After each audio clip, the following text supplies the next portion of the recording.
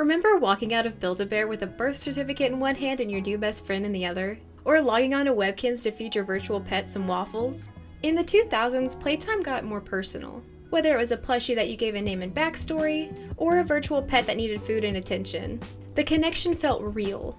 Suddenly, we weren't just playing, we were taking care of something. And companies learned that in a big way. Today, we're diving into the rise of Adoptables, the toys, games, and virtual pets that asked us to take responsibility, form a bond, and maybe even sign a birth certificate or two. From Cabbage Patch Kids to Webkinz to Nintendogs, we're looking at how this trend evolved, and why it resonated so strongly with kids in the 2000s. But before we get into all the amazing Adoptables, I want to take a quick moment to share something I'm really excited about. My very first sponsor.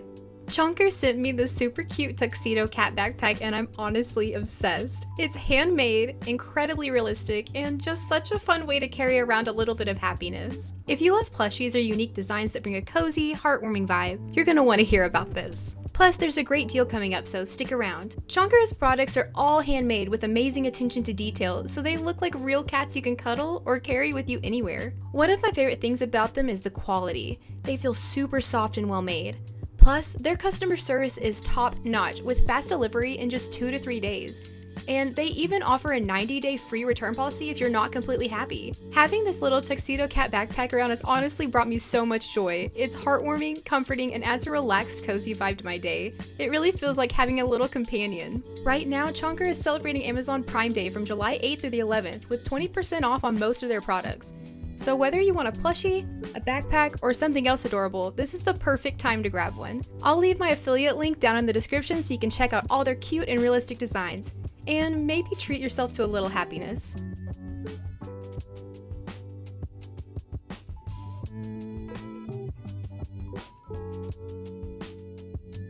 Cabbage Patch Kids were created by a 23-year-old art student named Xavier Roberts. They were created after he rediscovered needle molding, which was an old technique for fabric sculpture from the early 1900s.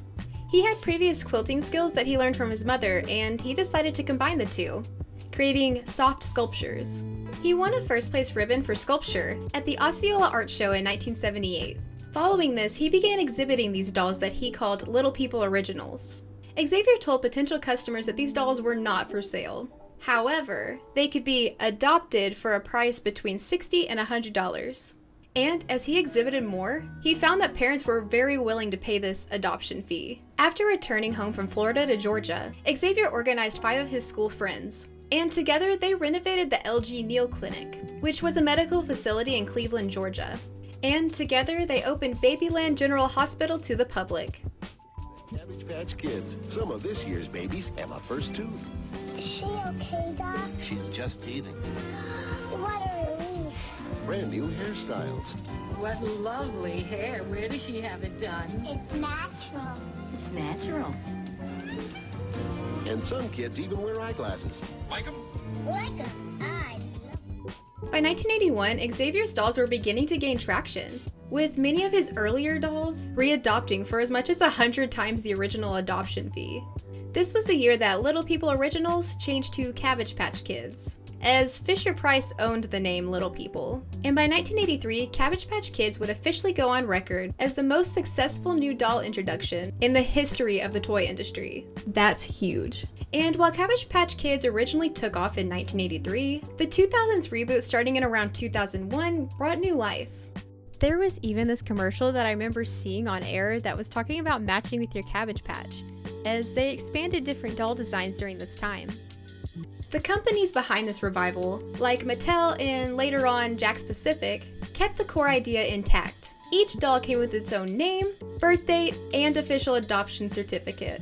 This wasn't just buying a doll, it was adopting a unique child. This was the original idea that got parents and kids excited about the doll in the first place. You didn't get to pick your doll's name.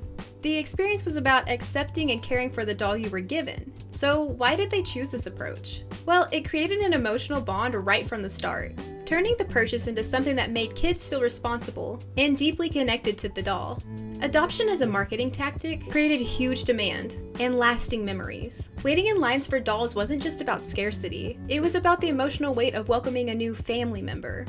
This approach resonated because it tapped into kids' desires to belong and take care of something meaningful. The original dolls sold over 20 million by the late 80s, and the reboot kept the magic alive for a new generation, proving the adoption concept was timeless. And this couldn't be more true. As a 70s baby, my mom had some Cabbage Patch Kids growing up. She loved them so much that whenever I was little, she kind of passed them on to me. She bought me the new ones, and she gave me some of her old ones. And honestly, I loved my Cabbage Patch dolls. And I have some early memories of actually looking at the different ones on the Walmart shelves. One of my favorite Christmas memories was whenever I woke up and found one under the tree. Her name was Katrina and she smelled just like baby powder. And I played with those dolls for years, just like my mom had. And despite the decline in the late 2000s, Cabbage Patch Kids remain a really recognizable brand, and they actually continue to release in limited quantities. Needless to say, they were very successful. BuildABear Workshop launched in 1997 and was founded by Maxine Clark. But it really exploded in popularity in the 2000s. In the mid-90s, Maxine had resigned as the president of Payless Shoe Source, and she started a string of retail stores with interactive experiences for children, and she would go to different children's stores in the mall and study them for research. But it wasn't until a 1997 shopping trip with her friend's 10-year-old daughter that Maxine would be inspired. The story is that they had been walking around the mall looking for a Beanie Baby. Now, this was at the height of the 90s Beanie Baby craze, and they were unable to find them anywhere. So after they couldn't find any, the young girl that she was with mentioned just making their own at home. This sparked Maxine's idea for a store where the customers could create their own stuffed animals. She realized that letting kids create their own stuffed animal made it more personable and memorable. And 9 months later, the first BuildABear workshop opened in the St. Louis Galleria Mall, exciting new customers. Nervous? No, I'm fine.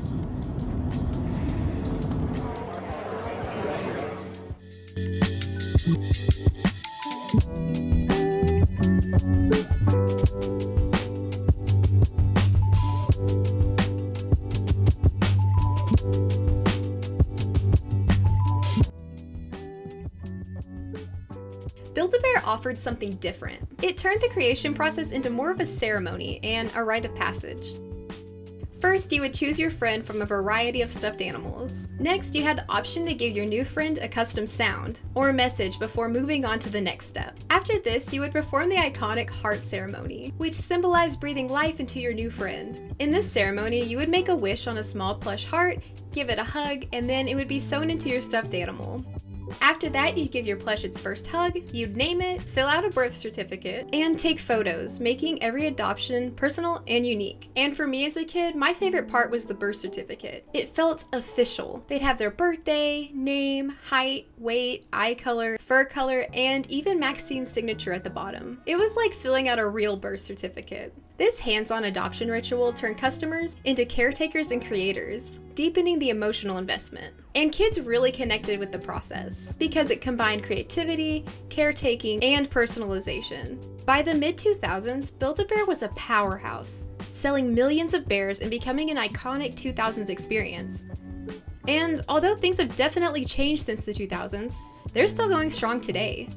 I actually have a few BuildABear plushies, and while I don't have my childhood ones anymore, I still remember the BuildABear experience like it was yesterday. I got my first BuildABear on my birthday in August of 2007. I had begged my parents to drive an hour and a half to a mall just so I could get this white sassy kitty. Like, you don't understand. I wanted it so bad that for months leading up to my birthday, I would just go on the BuildABear Workshop website and scroll through the different plushies, the different clothes, and basically pick out exactly what I wanted. And I was so glad that my parents took me. It was such a great day. And the following year, I got the pink version of that sassy kitty, which was called the Princess Kitty. And I literally took them everywhere with me. I loved them so much. I was extremely grateful because when I went to a garage sale the other day, I found the Princess Kitty and she was only like $3. She's sparkly and adorable and I'm so happy to have her. BuildABear was actually so impactful on my life that for my graduation present, my brother and my mom actually went to that same BuildABear workshop and recreated a Princess Kitty with a matching graduation cap and gown. It meant so much to me. My brother even went through the entire process of hugging the heart and everything. And in 2023, which was many years later, I revisited that same Build-A-Bear, mainly because I saw this really cute frog, and I kind of knew I had to have him. It was so fun to relive the experience, even if things had really changed. But the Build-A-Bear was just as popular as ever. There were just as many kids as I had seen before. So it's easy to see why this company was so successful and why it continues to thrive. Neopets launched on November 15th of 1999. It was created by Adam Powell and Donna Williams, and it offered a new kind of adoption experience, fully digital. In an era of growing internet access, this allowed kids to adopt, name, and care for a virtual pet, without the mess or cost of a physical one. Adam and Donna strived to create a world where kids would become attached to their pets.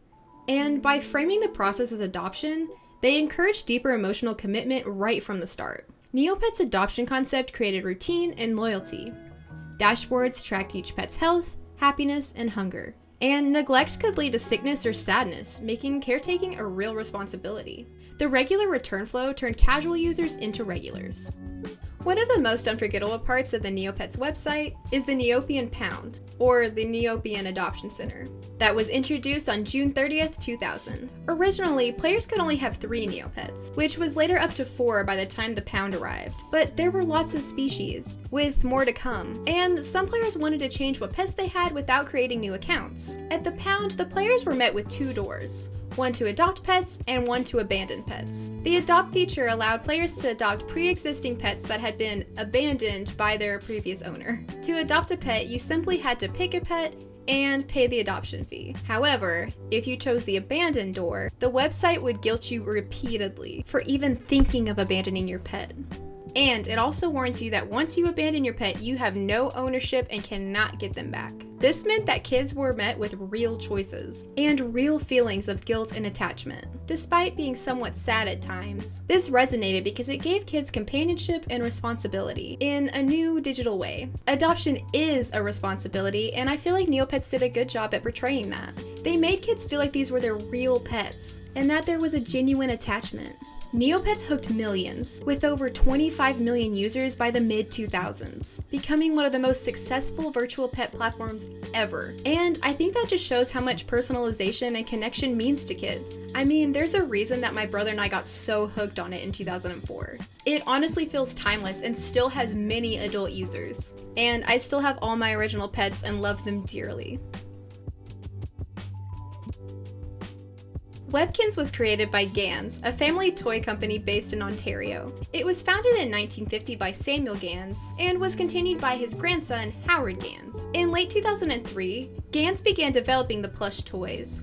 But their vision wasn't just limited to stuffing and sewing. Gans loved the plush but wanted to do something different to get the message out. The company didn't feel like TV ads were a wise investment, and decided to invest that budget into an online website instead. The original creative director of Webkinz, Carl Borst, told Forbes that the original concept for Webkinz had more to do with the play patterns of toys like Cabbage Patch Kids than any specific site or existing game. He also goes on to say that whenever he joined the team in 2004, he brought over 10 years of interactive experience, including children's products for AOL, MSN, and Simon & Schuster. He also said that he had spent a lot of time in the previous year analyzing and playing Neopets while designing a kid's virtual world for Bear. So that experience actually influenced how he designed the Webkinz game once he took over as the creative director. He wanted a new kind of play experience, one that combined the warmth of a plush with the engagement of a virtual world. And by 2005, Gans had launched Webkinz, a plushie that came with a secret code through which you'd be able to adopt your pet in the Webkinz online world. This blending of physical and digital adoption created a fresh, irresistible experience for 2000s kids who loved having a furry friend to cuddle and a pet to care for online. When you got your Webkinz, you'd name your pet, see its birth date, and watch it come to life online. It had hunger meters, happiness stats, and even a virtual vet for checkups. Shout out to Dr. Quack. Gans understood that adoption was the emotional key. Word of mouth made the plush explode in popularity. And by 2006, over 75% of users actually logged on for Webkinz Day, just to check on their adoptables. This combo created a deeper bond. turning a one-time purchase into a daily relationship. The success was huge, with over 1.5 million plushes sold in the first year, with millions more logging onto the website daily. I actually got my first Webkinz from my Nana on Valentine's Day in 2008. Unfortunately, the story is somewhat of a tragic one. My Nana had gone to a flower shop so she could get me a balloon and some candy for Valentine's Day at school. And she picked a pink poodle because obviously it was my favorite color and still is. And she said it reminded her of me. Well, neither my Nana or I knew about the online aspect of this. And when I opened my pet, I excitedly threw away the tag and began playing with my plushie at recess. Later in the day, one of my fellow 5th graders recognized it as a Webkinz, and they told me there was supposed to be a code with it in the tag. I ran back to my classroom to dig it out of the trash, but all I found was a new trash bag, since it had previously been filled with Valentine's party trash. I was so heartbroken, but I still loved my plush. And I went on to collect as many Webkinz as I could. Even my brother bought me some with his allowance or birthday money. I was obsessed and loved the adoption aspect. Like, they really felt like they were mine. I unfortunately no longer have any of my childhood Webkinz, but 3 days ago, I found this adorable pink poodle sitting on a shelf at an antique store like it was waiting for me. I brought it home and I've been loving it ever since. By the mid-2000s, the idea of adopting and caring for a pet had jumped from a physical toy to handheld consoles, and no game embodied this shift better than Nintendogs. Released in 2005 for the Nintendo DS, Nintendogs was developed by Nintendo and spearheaded by legendary game designer Shigeru Miyamoto, the same mind behind Mario, The Legend of Zelda, and Pikmin. But the inspiration for Nintendogs wasn't fantasy or adventure. It came from something a lot more personal: Miyamoto's real-life experience adopting his own dog, a Shetland sheepdog named Piku. Originally, the project started as a game called Cabbage in the late 90s. It was a life simulator focused on raising virtual pets. But when the Nintendo DS came into development, the team realized that its dual screens, touch interface, and microphone made it a perfect fit for a more realistic pet game. The result? A game that felt like a real pet was living inside your DS. Right from the start, Nintendo leaned into the emotional side of ownership. You didn't just pick a dog, you adopted it. You gave it a name, taught it tricks with your voice, walked it through your neighborhood, and fed it from your supply of kibble and water bowls. The touchscreen let you scrub, bathe, and pet your dog directly, creating a sense of physical care that felt incredibly real at the time. The adoption aspect wasn't just about choosing a breed. It was about forming a daily bond. If you didn't log on, your puppy would get lonely or dirty. Coming back to see your Nintendog happy to see you created a meaningful feedback loop. It made ownership feel reciprocal, like the pet needed you just as much as you needed it. Nintendogs was a huge hit, selling over 23.9 million copies worldwide, and becoming the best-selling Nintendo DS title of all time. And part of that success was tied directly to how real the adoption process felt. The emotional pool wasn't built around competition, it was built around care. I was one of the many kids that grew up playing Nintendogs religiously. I loved taking care of my dogs, and I loved connecting with other people's DSs. But Nintendogs wasn't the first to do this. Years earlier, Petz, or originally Dogs and Cats with a Z, hit PC in 1995 and was created by PF Magic.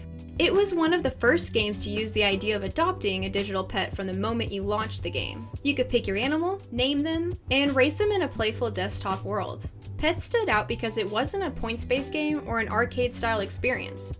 Instead, it emphasized companionship. Your pets would jump around on your desktop, play with toys, or cuddle up near your cursor.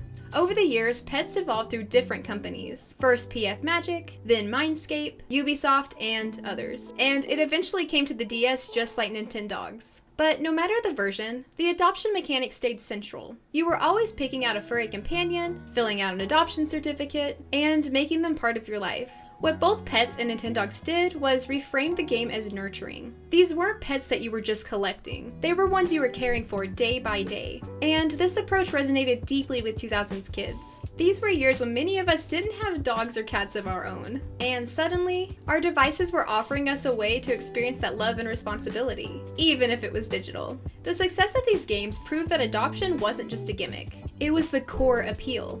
And it showed just how powerful that emotional bond could be, whether it lived in your backpack, your PC, or your DS.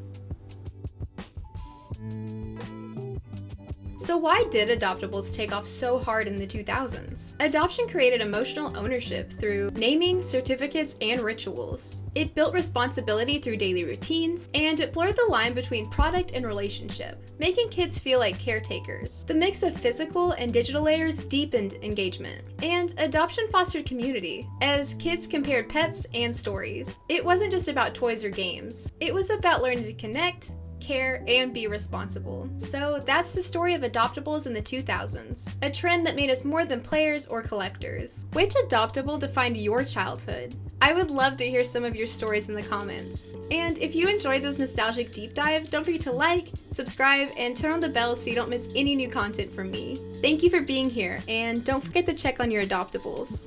See you next time. Bye!